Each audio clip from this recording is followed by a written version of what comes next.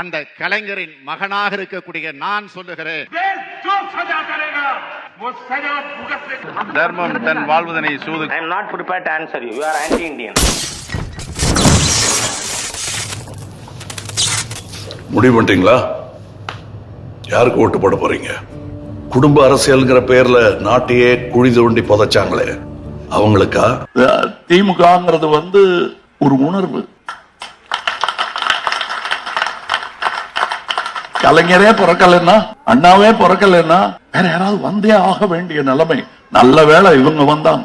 எங்களுக்கு புரிந்து விட்டது. என் வயது என்னவோ அதுதான் என் புரிதல் டிஎம்கே பற்றியது. நான் கண் திறந்த போது பார்த்த சூரியன் தான். நாளை சூரியன் வரும். இருட்டு பார்த்து பயப்படாதீங்க. ஏன்னா விடியும், அப்ப உதயம் வரும்.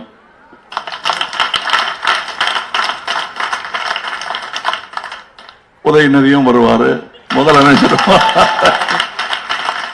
இன்னொரு பாராட்டு விழா கூட்டம். இந்த அரங்கம் பத்தாது.